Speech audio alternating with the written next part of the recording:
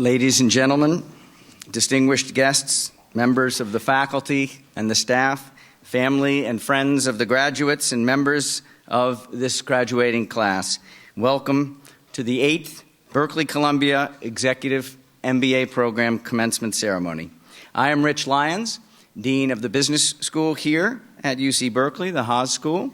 It is my duty and my great pleasure to co-officiate at today's ceremony, today with Amir, who is the Vice Dean and Sandberg Faculty Director and Professor of Accounting at Columbia Business School, our partner. He will address you shortly. This is a great day. It's a great day for many reasons, but I want to cite two in particular. First, it is a celebration of your personal achievement for having persevered through 19 months, a rigorous general management curriculum, and having succeeded in mastering new skills and abilities, all the while managing your demanding, stressful jobs and maintaining active family and social lives. Many of you regularly traveled long distances to take your classes offered every 3 weeks, either here in Berkeley or in New York. We know it wasn't always easy. Your accomplishments in finding ways to balance all of these commitments is nothing short of remarkable, and we applaud you for it.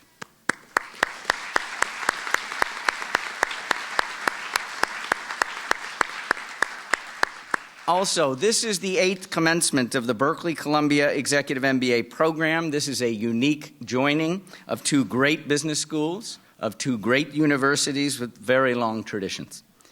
The breadth and depth of professional experience that is represented by this class of 72 members who are graduating today is truly extraordinary. It is no wonder that Berkeley-Columbia Executive MBA program is considered among the best of such programs. The faculty and staffs of both schools have worked hard to meet your expectations, as well as our own standards of excellence.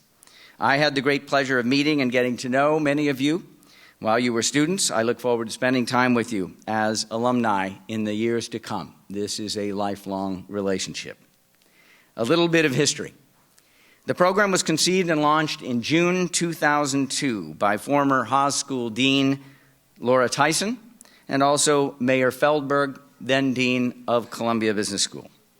It has been a success right from its launch.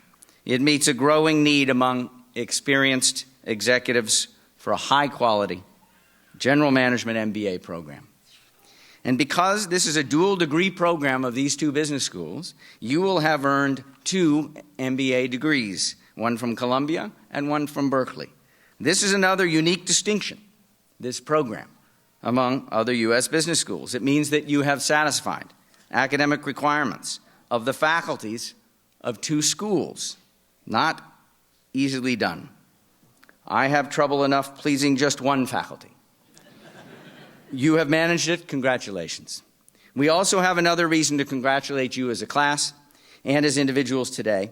The Berkeley-Columbia Executive MBA program class of 2011, their graduating gift campaign received 73 gifts from your classmates, which represents more than a 100% giving rate. At Berkeley, we give early and often.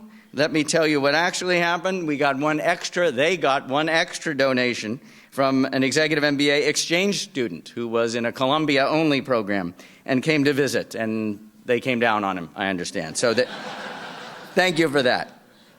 No class has ever achieved this level of support in the history of the program. You and your classmates raised over $34,000, with 15 class members donating $1,000 or more. It's just outstanding. It sets a wonderful precedent. Another round of applause, if I may. Just wonderful.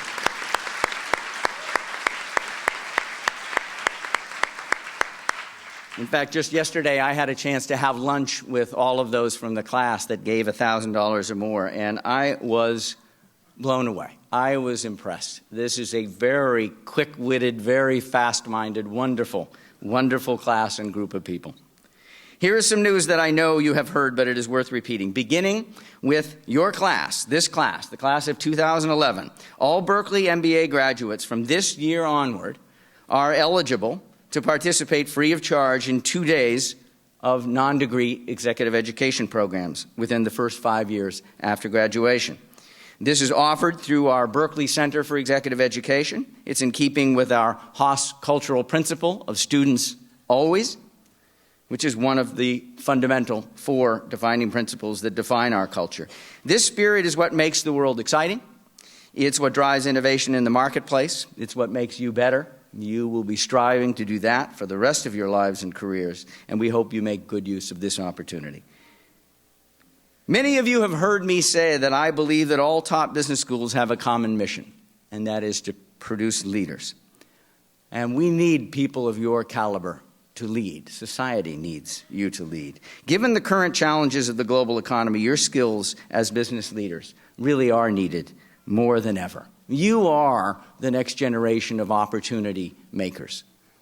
You are going to be the job creators, the venture creators, the enterprise builders. You will create so many opportunities for the societies and people around you. This program has focused on lessons of innovative leadership. It is also focused on lessons of responsible leadership, as it must in this time. We hope that we have given you the tools to find fresh solutions to problems and to lead your organizations by always taking the high road. I look forward to seeing you take what you have learned during your time in this program, your program, our program, and let's see what you can make of your world and your life and our economy. I would just like to talk a little bit about a couple elements of the roles that you will play. One thing that you came to understand in the program is that the roles that you will play will undoubtedly involve culture setting. The setting of cultures, the setting of norms and values within the organizations around you, the teams around you, the people around you. That is part of what taking the high road is setting the standard for the people around you. We will need you to bend paths. There are so many pathways that our world is facing that if extrapolated in a straight line over the coming decades, the way they have over recent decades, we'll hit a wall. They will not work. My kids are 10 and 7. When I think about their futures, things come to mind that are different from what my parents thought when they looked at me, and that's one generation. Some of the things that I look at are things like healthcare expenditure, access to education, the economics of aging, carbon, energy use, access to safe water, obesity. In so many of these areas, there really are fundamental unsustainabilities in the system. The flip side of that is enormous commercial opportunity. We as a society need to bend those pathways. We need the right path-bending leaders in the system. And we've done everything we can as Berkeley and Columbia to make you part of that set of solutions. I'm going to turn it over to Dean Zeev in just a moment. I have 2 special announcements before I do. First, I want to bid farewell and to offer our deep thanks to Kathy Lilligren, who is leaving us as the executive director of the Berkeley-Columbia Executive Program here on the Haas School side.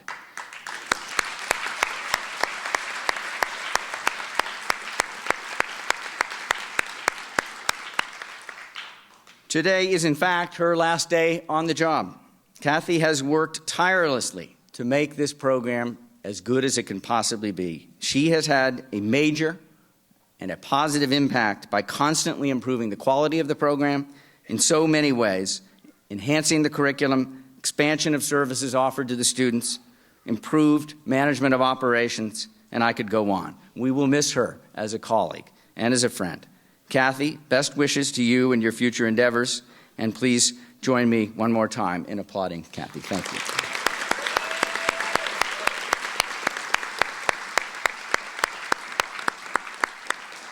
Finally, I want to offer special thanks to a group of individuals who have worked hard and sacrificed to make this day possible for the soon-to-be graduates. Yes, a thank you to the spouses, the significant others, the children, the parents, the employers, the friends. Thank you. Thank you.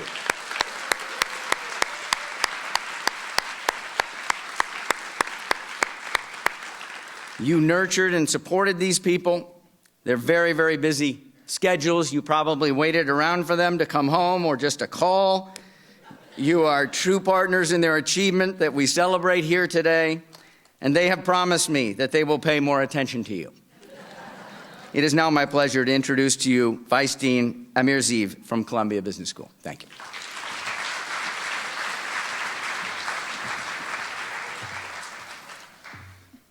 It's a great pleasure to be a part of the recognition ceremony for the Berkeley-Columbia MBA class of 2011.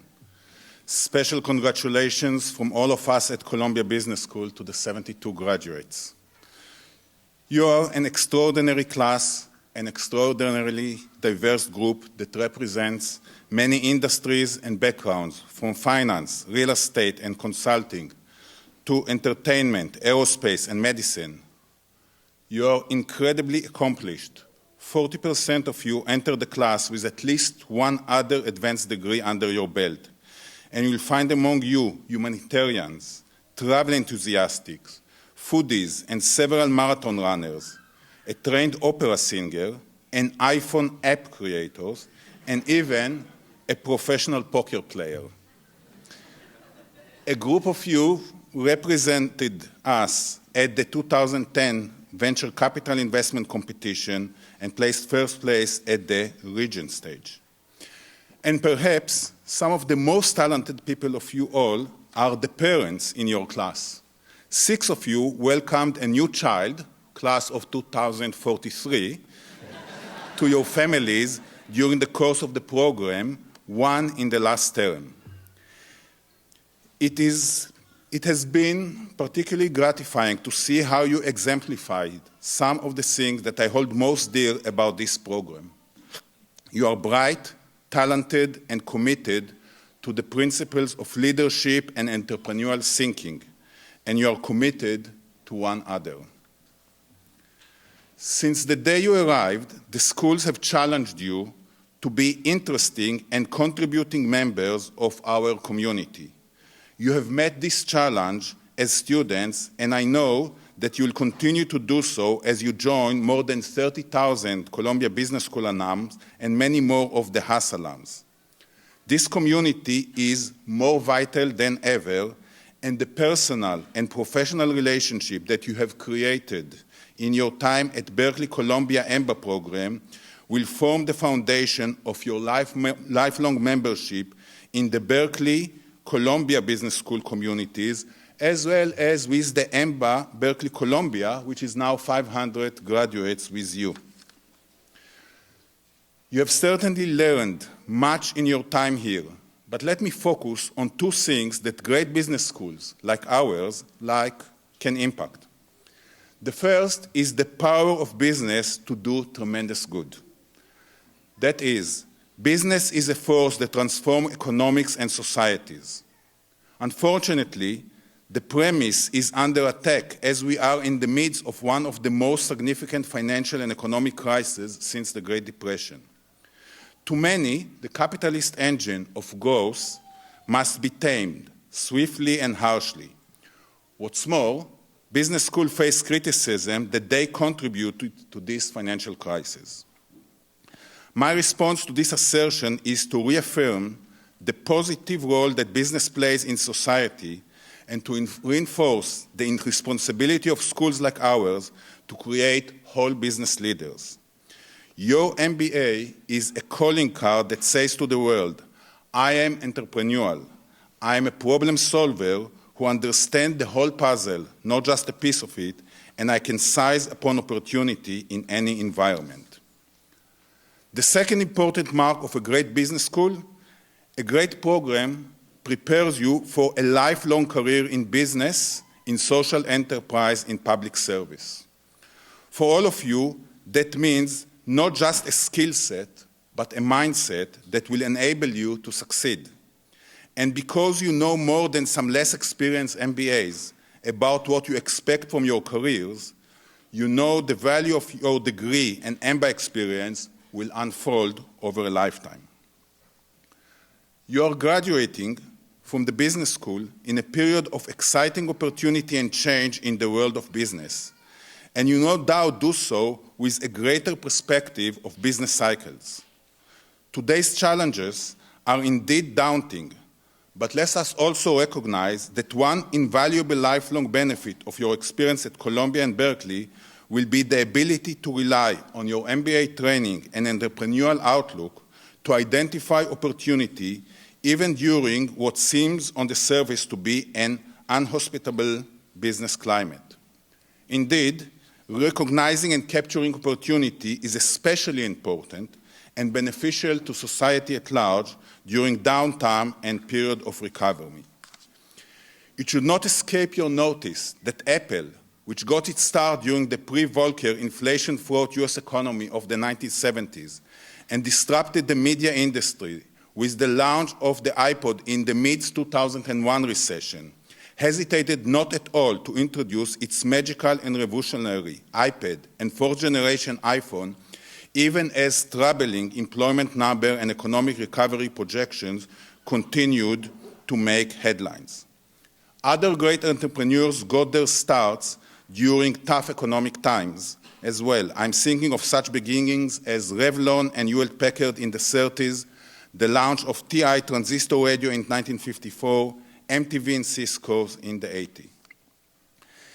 And there are many examples from our own Columbia community, such as Richard Richman, who graduated in '72 in the midst of the oil crisis and stock market crash, yet went on his own career to create one of the nation's largest residential property community. Or James Gorman, who got his degree just before the stock market crash of 1987 and now serves as the CEO of Morgan Stanley. If we recollect our nation's history and its deep entrepreneurial roots, there is reason to believe that entrepreneurship and business opportunity are still very much alive today. So what happens now? In one sense, you will graduate. You will become part of our school's alumni network throughout the world, and like so many Columbia Business School graduates have done before you, will make your mark in the world.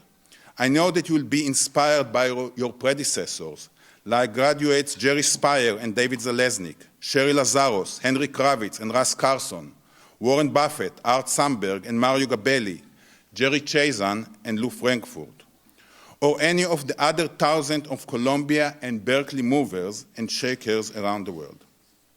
This community, your network, is a powerful asset that you can leverage for a lifetime. Stay connected to it. Reach out to one another often and use the resources it provides, which you have so richly earned. But on days like this, I prefer the more old-fashioned term commencement, with its explicit reference to transition. You will continue a life of engagement in business and in society. But what I look forward to hearing from you in the years ahead is what you did not expect and got anyway from the program and your degrees. I'm looking forward to hearing what this mindset will give you, your company, and the world. Most of all, never forget what a noble calling business is and what the power that lies within each of you to transform lives of other business leaders and entrepreneurs, along with communities and nations around the world. Remember that an executive MBA is a master of choice, and what matters most is not the change jingling in your pockets after commencement, but the change you make to the world. Let me congratulate you all for all your achievement. Congratulations.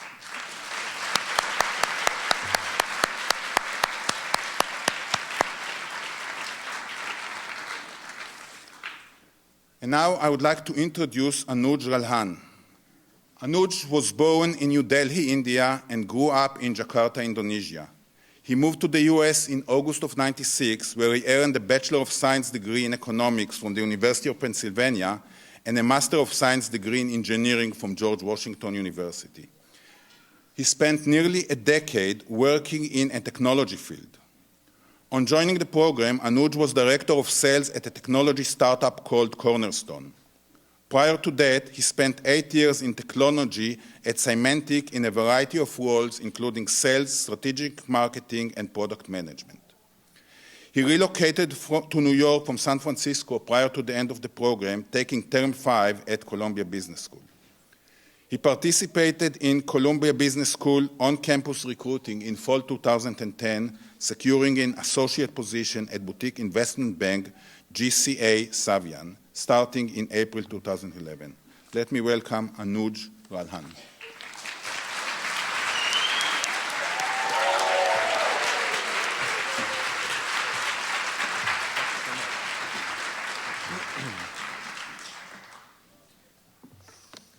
Thank you, Amir, for that warm introduction. To help me get through this speech, I'm relying on the great words of our corporate finance professor, Dana, who said, Anju, sometimes you got to fake it till you make it. So give me a moment here as I fake that I've been doing a lot of speeches for a long time now. Let's see, that's the Microsoft speech. Yep. G20, that's a good one. Star Wars convention, yeah, that's good too. Okay, this is it, BCEMBA speech. Okay, Donna, I think I'm ready. Ladies and gentlemen, distinguished guests and faculty, undistinguished guests and faculty, you know who you are, administrators, friends and family, and of course the amazing Berkeley-Columbia class of 2011.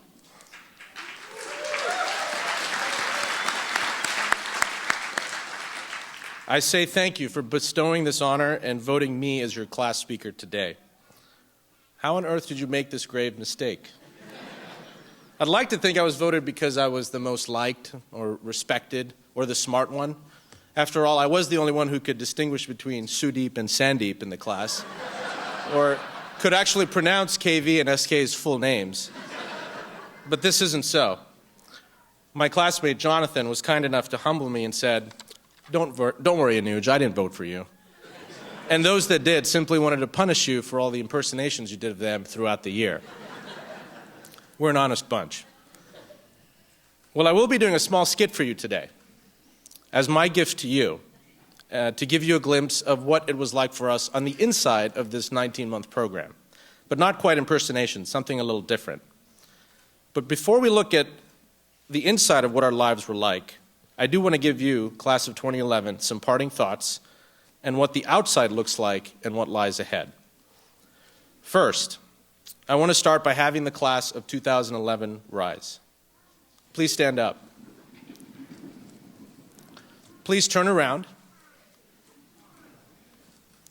Now please find your significant others, your children, and your parents, and let's give them the standing ovation they deserve.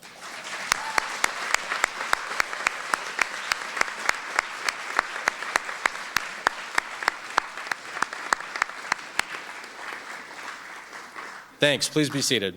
Thank you. Now that smile over there that says, I'm proud of you, that smile can be seen a mile away today. To my wife, Ellen, mom and dad, thank you and I love you. To our significant others, we're sorry and we thank you because you endured the selfish relationship we had, not with you, but with our laptops. You endured our WebEx dial-ins at strange hours with strange classmates. And even worse, all the bragging we did about how much we learned in the class in that particular day. And to our friends that are here, we are sorry that we weren't there for you for the past 19 months, even though you were always there for us. Many of you asked us, why an executive MBA? Why now? After all, we came into this program as executives from the University of Life, where the colors are black and blue. We already knew that somebody's cell phone is going to go off at some point during this commencement speech, or that a friend or family member would bail in the last minute, or that direct flights we buy, which are supposed to be direct, can actually have a stop, and for some reason it's always Chicago. So why, you asked? It's simple. The 72 of us that are graduating today share a common thread. We aspire for more. We want more out of everything we experience. After all, someone once said, wealth is measured not by money, but by the richness of experiences. And I believe that was Voltaire. For example, we didn't just settle for a few to donate to the Alumni Fund. We're the first class in the history of this program to not just donate we're the first class in the history of not just this program, but of the 113 years of Haas, to have every student donate to the Haas Alumni Fund. It is historic, and congratulations to each of you.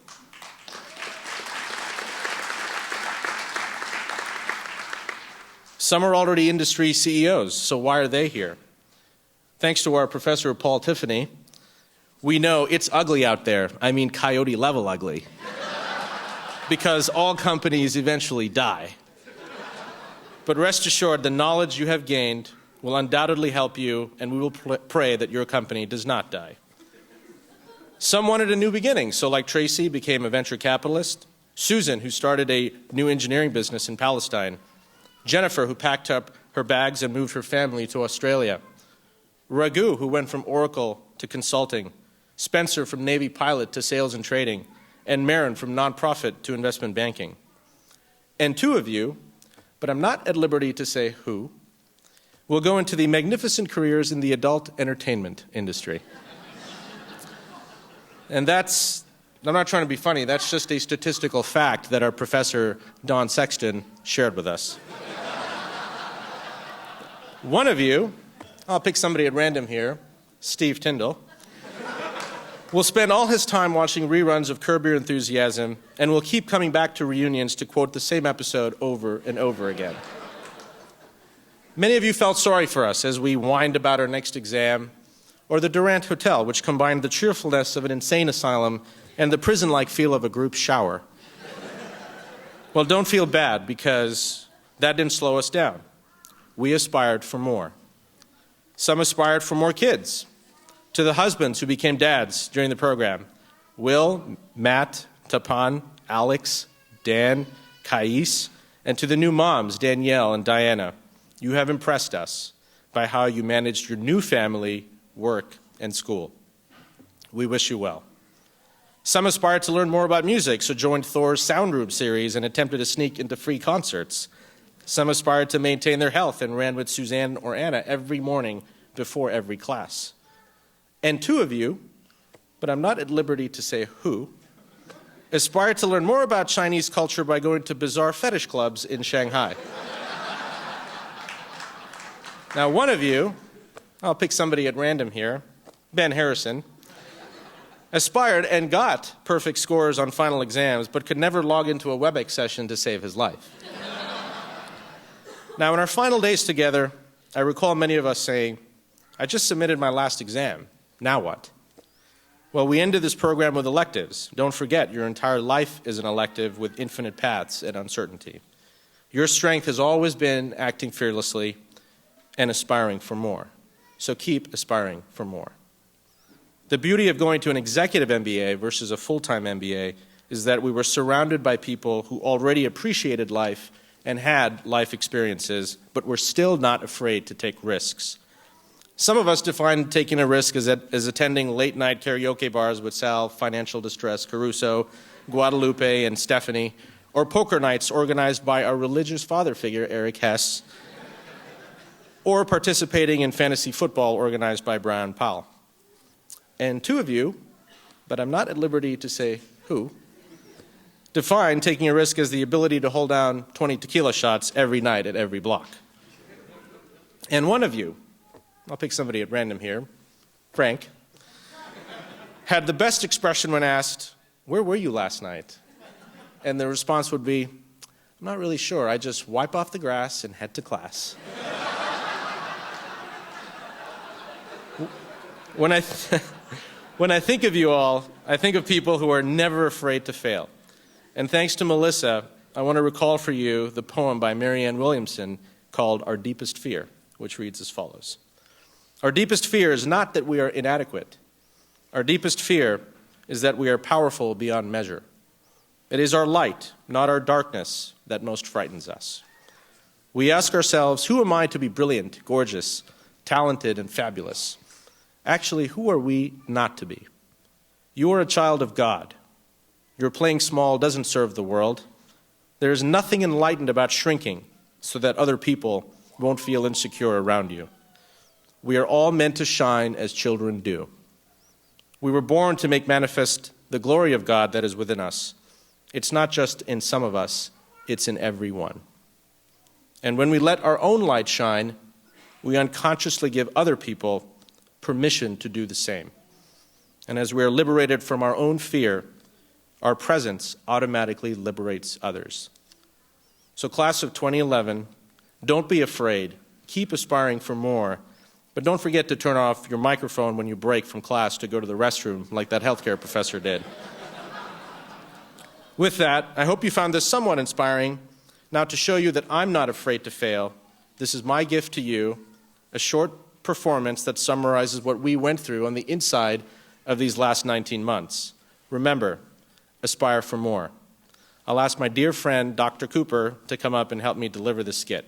Matt?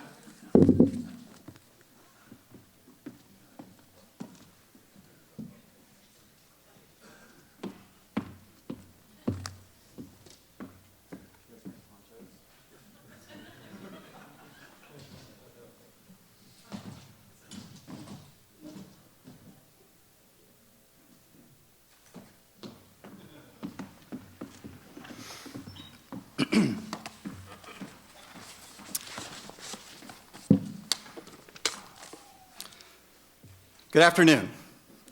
Today, Anuj and I would like to share with you the experience we all had as students over the past 19 months.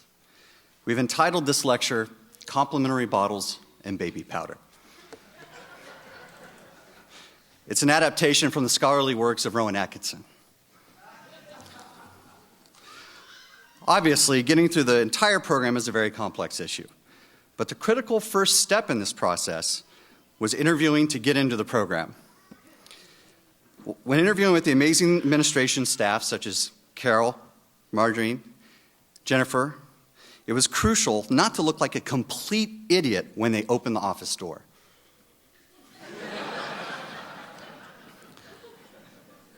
Best to look as though your attention had been momentarily distracted.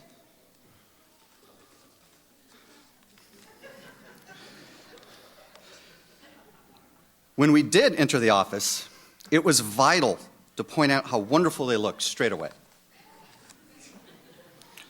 But don't overdo it.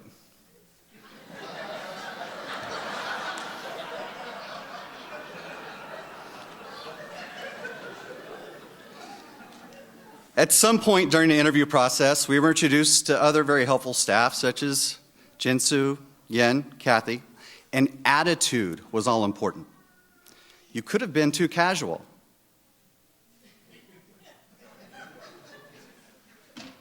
You could have been too keen.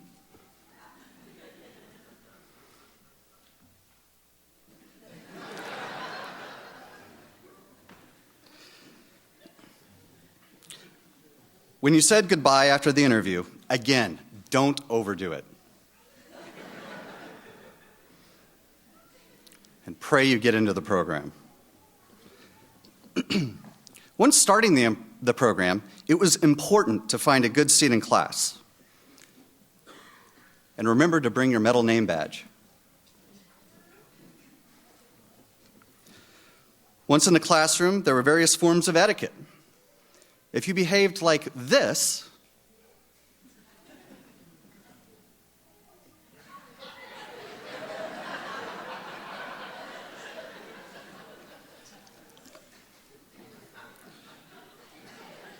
you should have gone to Wharton.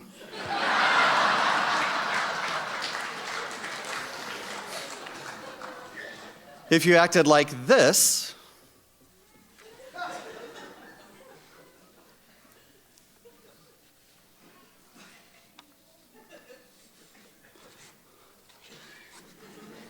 you should not have gone out to Kips with your classmates until 4 a.m. Before long, the 14-hour class day would be over. Make sure you have your name tag and be ready for more evening festivities. One such activity was going to pre-organize dinners with professors. At dinner, the strategy was to sit close to the professor and attract the waiter's attention.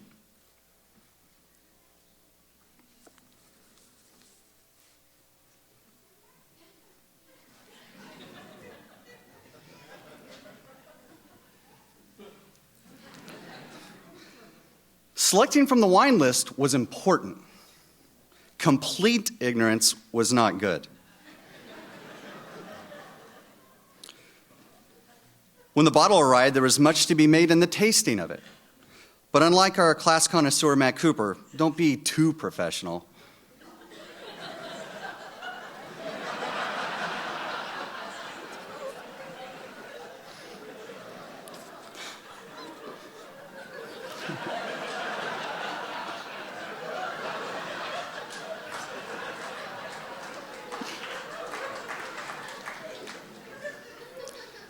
With eating, again, moderation was the order of the day. Do not eat too fast.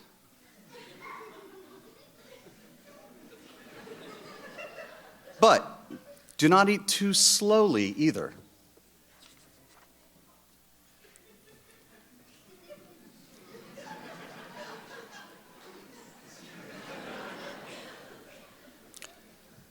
Next was receiving the bill. Our class tended to overeat and drink, so receiving the bill was a very crucial moment. It was imperative not to lose your cool. This was right.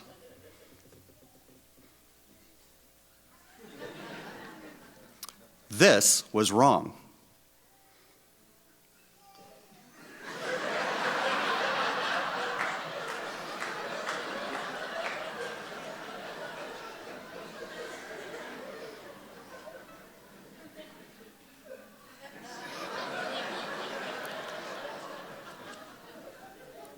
The professor may offer to pay for everyone, in which case you should refuse, for a while. After the professor dinners, we would go out to various fashionable clubs, bars, karaoke lounges. Once inside, you might have looked strange if you tried to talk over the loud music. So it was best to stand casually and look sexy.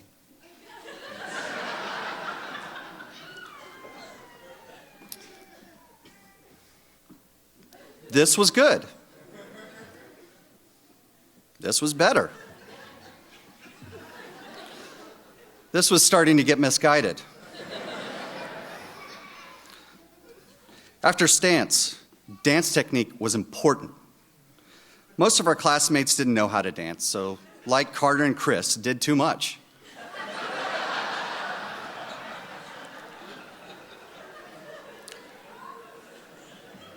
Others, such as our classmates Mike and Steve, did too little.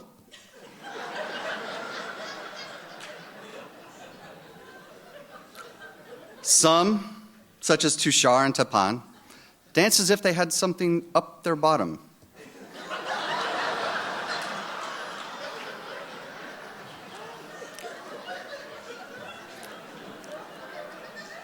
And yet other people, such as Birch and, well, Anuj himself, danced as if there was something coming out of their bottom. When all was said and done, it was probably best not to dance at all. The elaborately conceived sports injury, often used by our classmate Ken, was a good excuse for leaving the club. After 5 days of schools, if you hadn't utterly fouled it up with your significant other, you should have been back home. It was important to relax. Make your significant other feel as though you'd missed him or her. He or she probably missed you much more, and so it was worth making an extra special effort.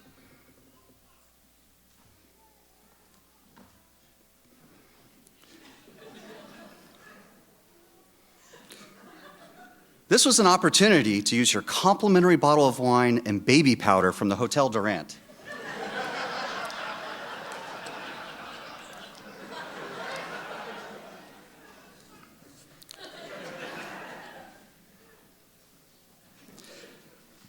Putting on music was always a nice touch. Now, while we can't help you with your choice of CD, no matter what the circumstance, Marilyn Manson's greatest hits is not always a good choice.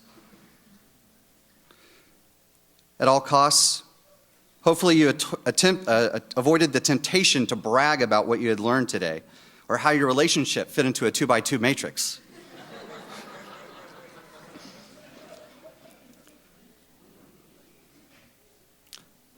Now comes the moment you've all been waiting for, the seduction. This will be the subject for next year's speaker.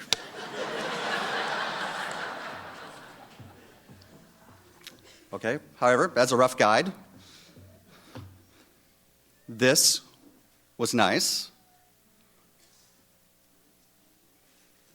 And this, I think you'll agree, is disastrous.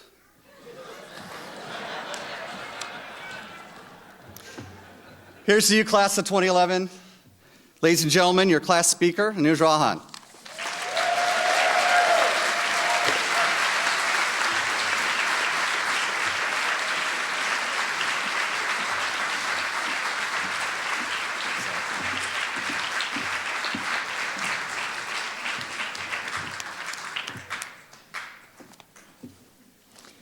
Wonderful.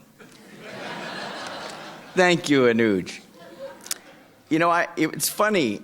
Just this morning, I sent a tweet, and the tweet was, Berkeley's very good at reminding you how many degrees of freedom you actually have in your life. Okay, so this is one of the big positives of this program, that people will aspire, and they will aspire in ways that they had no idea they could aspire to when they got here.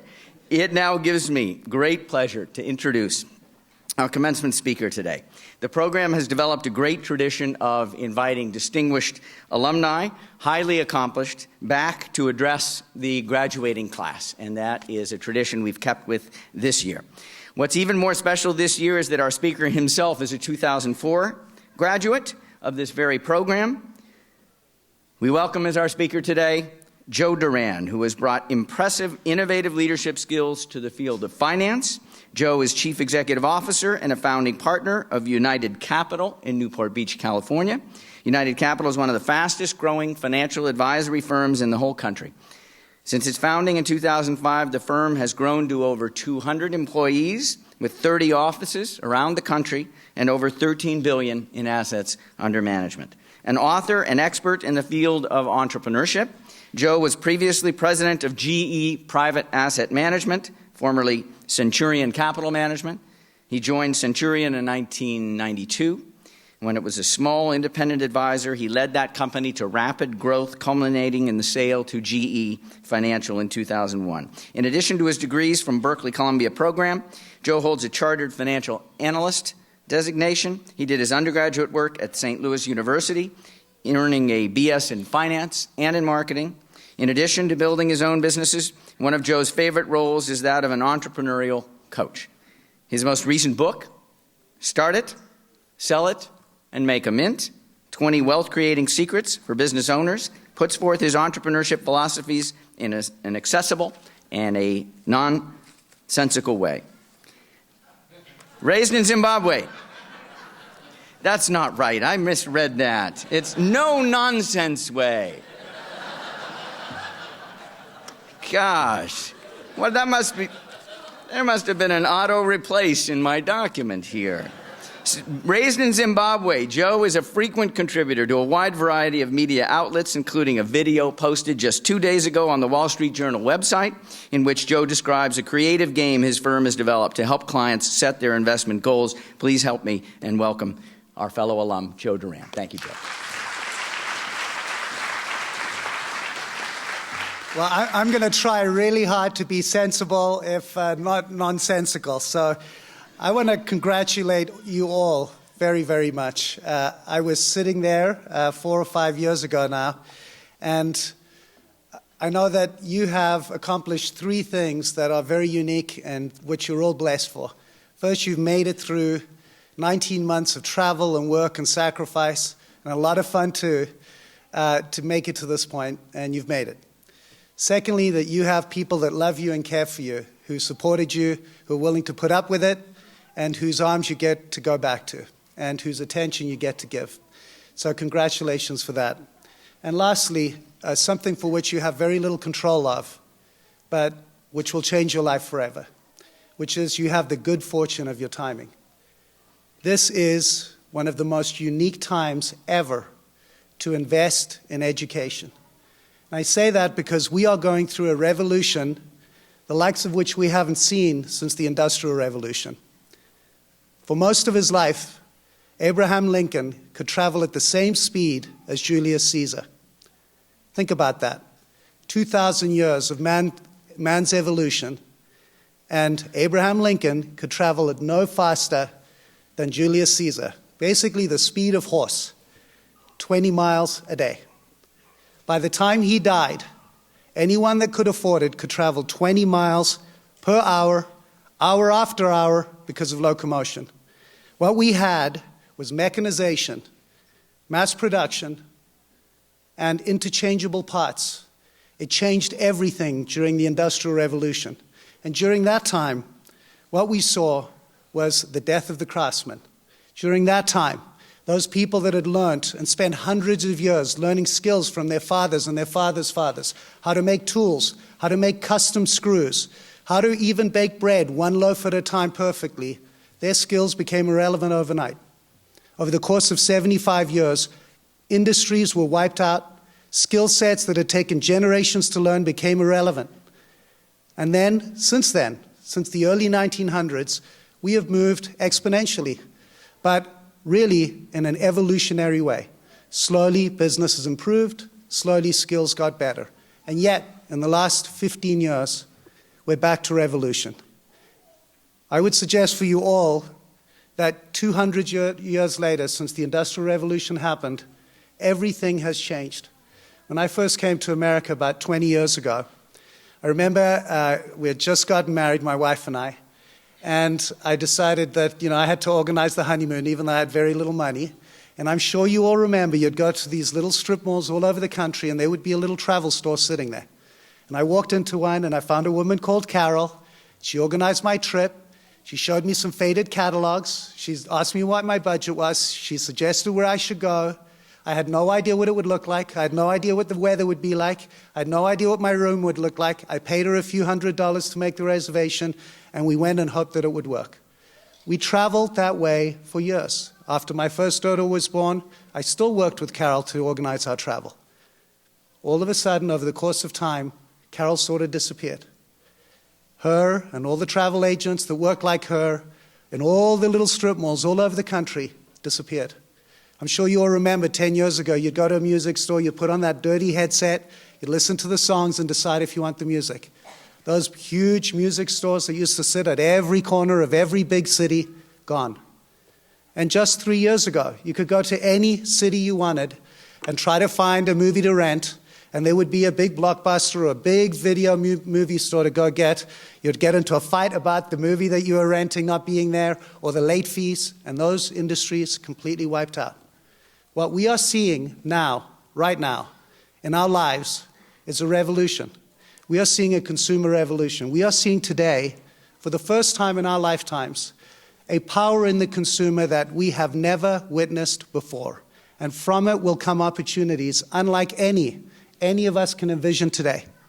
And this education you've made in yourselves, this investment that you have made in yourselves, has the potential to give you rates of return on your investment unlike any that anyone studying 50 years ago could have experienced, because the world is creating opportunities unlike any that any of us have ever seen, or any that our parents or their parents have ever experienced. So when you think about what we're going through today, we have whole industries being wiped out by what we call category killers. Companies like Apple and Zappos and Netflix that are completely changing the way business works, helping consumers to get more for a lot less. There are 3 principles guiding all of those companies. And there are things I hope you will remember as you explore the world, because every major industry will suffer from competition from companies that live these 3 principles.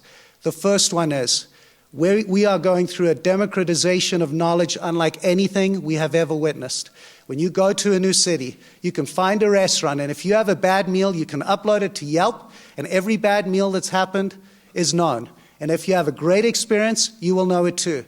Companies like Apple, companies like Netflix live because they know if they give their consumers a good experience, they will come back and they will make screaming advocates of the people that love their service. The second pillar of the stool, the second one is that we have businesses that understand the long tail. And the long tail is the ability to deliver to individuals a completely unique experience profitably. You can go to iTunes and make your own playlist exactly the way you want to hear it at 99 cents a minute whenever you want to do it. You can watch whatever movie you want to watch whenever you want to watch it. And for me, with 3 daughters, I can tell you I have one huge advantage of this particular story. So the long tail allows my wife and I to have, my daughter has just turned 13 and she has size 11 feet. Now, some of you out here, I'm sure, have 11 feet. It's really hard to buy shoes. And we'd go to shoe stores and we could never find a pair of shoes that fit. She'd like a pair, but they'd never have it in a size. You can go today to Zappos. I can order as many pairs of shoes as I want. She can get them home. She can decide, hey, I don't like these with my outfit, and she can ship them back. How in the world can a traditional shoe store compete? That business is only 10 years old. It is selling more than $1 billion every single 2 weeks. We all have opportunities that you will never experience again. You have a third leg of the stool that all of these businesses share, and that is that they have dropped pricing, not in just small amounts, but in exponential. It's a price cliff. And they all understand that consumers can get more in a much better way than anything that they could before. And you, my friends, have the opportunity to take advantage of that. So as you go out and take the very next day to think about life as a free person, a person who can now spend time with the people that you love, take the time to think originally. Take the time to be different. Take the time to be healthy. Take the time to love and share your love with the people that you love. Do good work that you can be proud of. And never, ever stop growing. Thank you.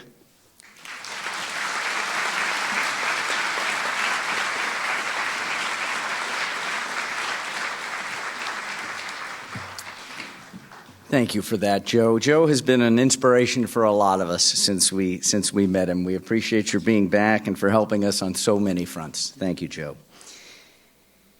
It's now my pleasure to present the Earl F. Chait Award for Excellence in Teaching. This award is named after a former Haas School dean, Earl Chait. He made teaching excellence one of his top priorities as dean. In fact, the teaching building of the Haas School is named after him, Chait Hall. Each year, the Chait Teaching Award is presented to the Berkeley faculty member who embodies teaching excellence. This year's recipient was selected by the students, our class of 2011, for his passion, energy, and knowledge.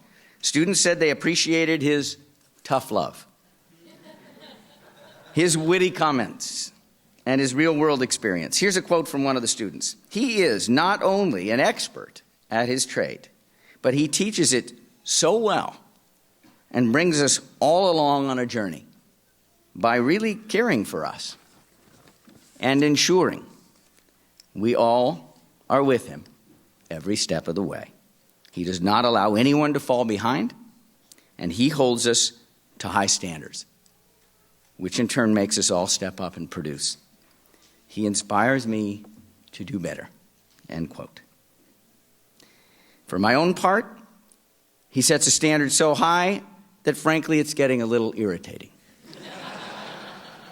Ladies and gentlemen, Peter Goodson.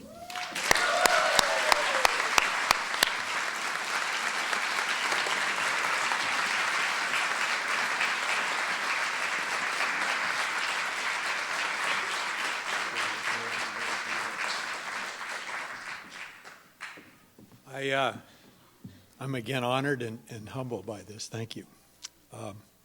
Teaching to me is a passion. As most of you know, this isn't my career. This is my life in the fourth quarter of my life. And I know for Paul and for the other faculty, Donna and others that work with you, we were astounded at how good this group was. And I think that the seas ahead are really pretty rough. We can say it in a lot of different ways. And what we need are great leaders. And with this class, I'm very confident about our future. Thank you.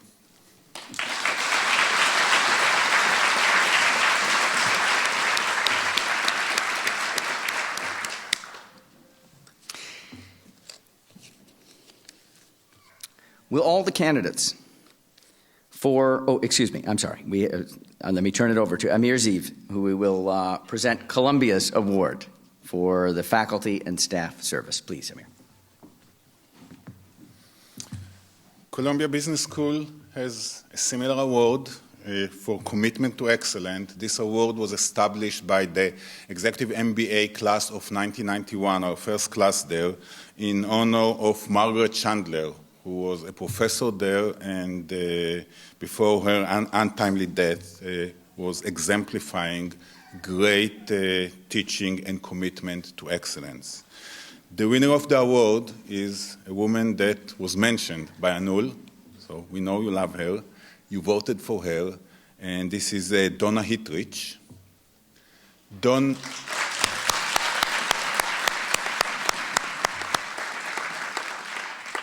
Donna could not make it here, but she sends a few words, and Assistant Dean Kelly Blanco will accept it on her behalf.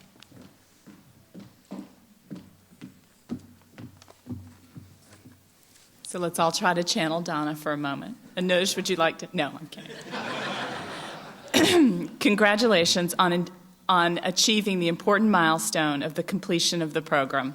You worked hard, and with the support of your loved ones, what may have seemed like mission impossible at first became a reality with each passing block. I'm sorry I cannot be here with you today. I'm honored to have been a part of your executive MBA experience and equally honored and humbled that you have selected me to receive the Commitment to Excellence Award. You know, based on our time together, that you can reach out to me anytime, and I will be happy to assist you in whatever way I can. And I do hope to see many of you again at Columbia in May for the Other Coast's graduation. I want to thank all of the Berkeley Executive MBA staff who made each block a pleasure: Kathy, Carol, Yen, and Jaden. While American Airlines may be something special in the air, the Berkeley team is something more than special on the ground, which I was always glad to get to. I would also like to thank Dean Ziv and Blanco for their support of my teaching efforts in the Berkeley program.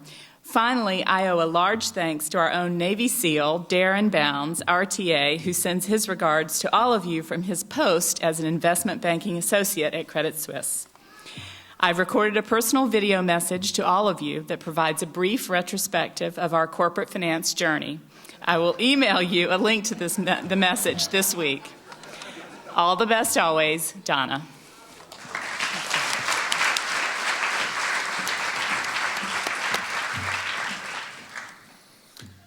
It's now my pleasure to introduce two ladies that need no introduction to present the Distinguished Service Award. First, the Executive Director of Berkeley-Columbia from Berkeley, Katie Lilgren. And let me go off script and say our appreciation and thanks for your contribution to the program, not only from Berkeley, but also from the entire Columbia side. Thank you very much, and we will miss you a lot. And Kelly Blanco, the Assistant Dean for Executive MBA at Columbia Business School.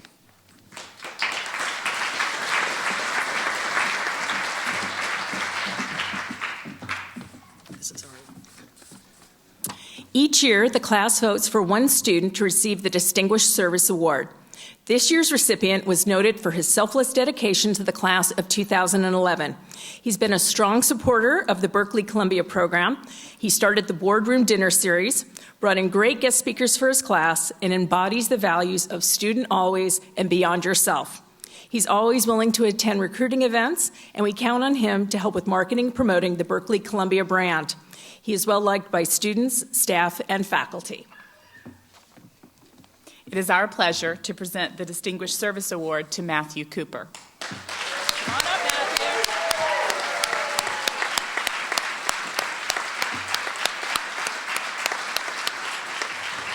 Congratulations. Thank you.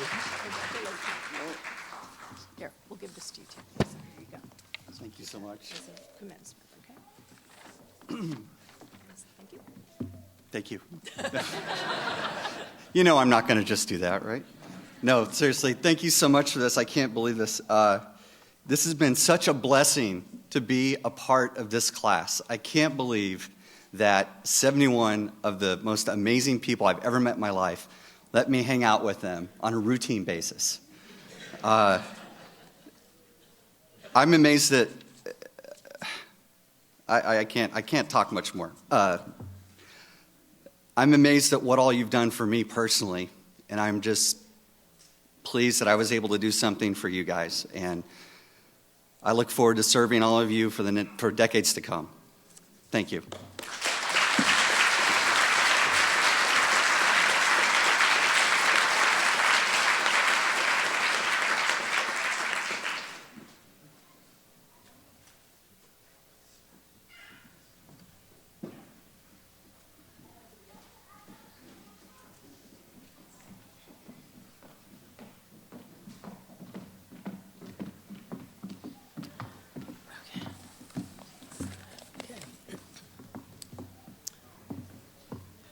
Will the class proceed to the stage?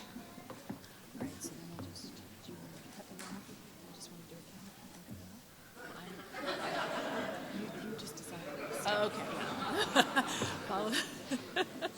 Yeah, just stand. You ready? Okay. Dustin Newberger.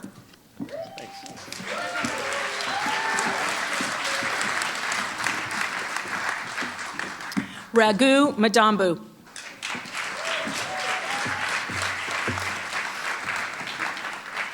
Trevor Armand Cox.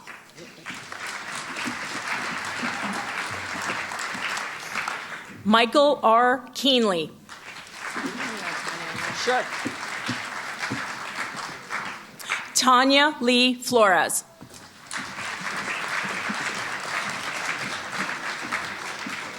Christopher S. Fong.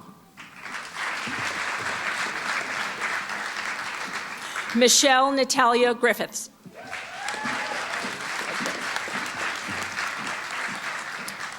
Jonathan Ryan Day.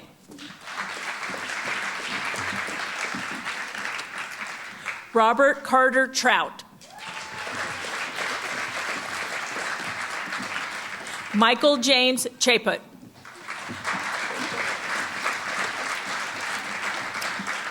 Shamanti Guha. Melissa J. Xing Lau. William Peck Taylor II.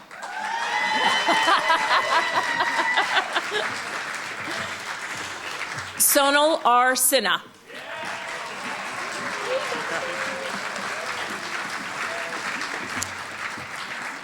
Jonathan Bingham. Thank you. Sarvana Krishnamurthy.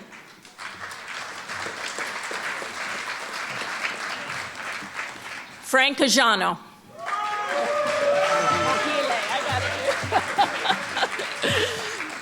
Sudeep and Mohile.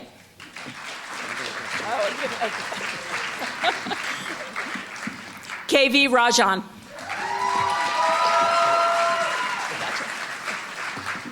Roy T. Greco.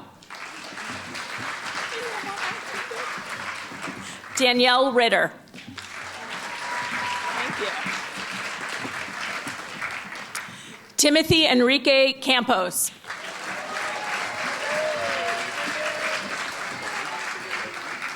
Krishna Srinivasan.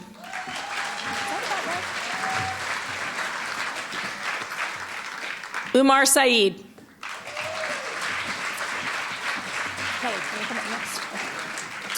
Eric Hall, PhD.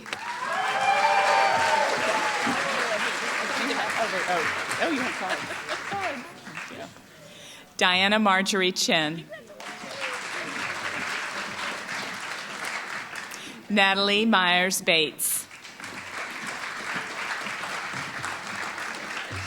Juan P. Aparagiri. Christopher Wong. Paul Douglas Mackinac. Birch Arpat. Matthew Cooper. Anuj Ralhan. Jason E. Teller. Stephen A. Tyndall. Suzanne Lightstone. Pedro Leonardo. Stephanie Crutch.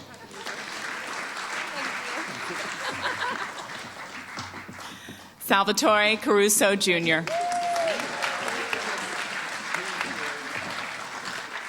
Marguerite Schwartz.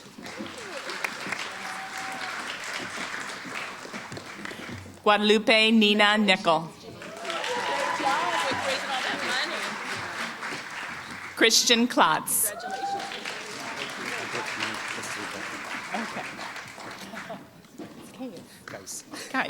Kais Belgade.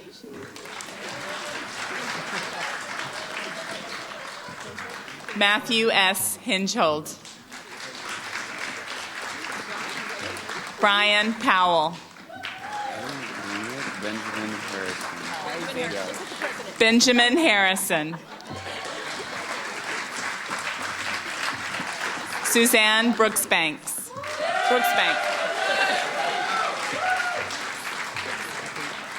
Tushar Shanbag. Kian Senjide. Sorry. Sandra Umesh. Bianca Churn. Ashok S. Rahman.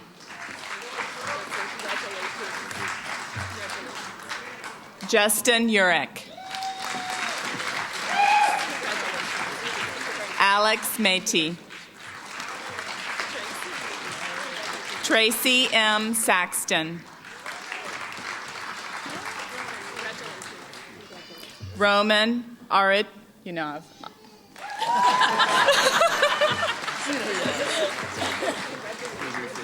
Tapan Samadar. Eric R. Hess. Arif Momin. Kenneth William Neverez. Anna Pender. Daniel Kenneth Kimball. Armin Rishi. Stephen Kenwa Mann. Maren Kristen Rooney.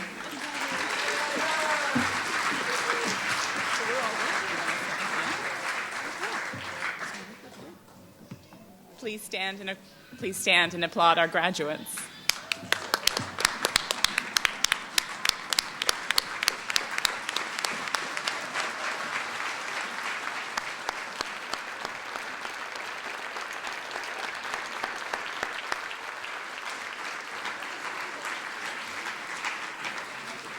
By virtue of the authority vested in me by the President of the University of California and the Chancellor of UC Berkeley, I grant you the degree Master of Business Administration. Congratulations.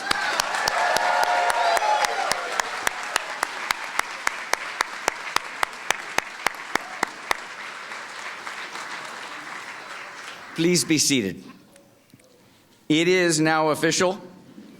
All of the graduates here have commenced a new lifelong relationship as alumni with the Haas School and UC Berkeley, and of course with Columbia Business School and Columbia University. We welcome you to this new distinction. Take advantage of this impressive alumni network, both of them. It will always be there for you. We need you to always be there for it. Lean into us, lean into one another. That's what keeps these networks so strong. And please stay in touch with us. We want to make sure we hear from you often. In closing, we are full of pride at your achievement today. We eagerly anticipate your accomplishments in the future. You have our best wishes for success. Congratulations, and to all of you, thank you for coming today.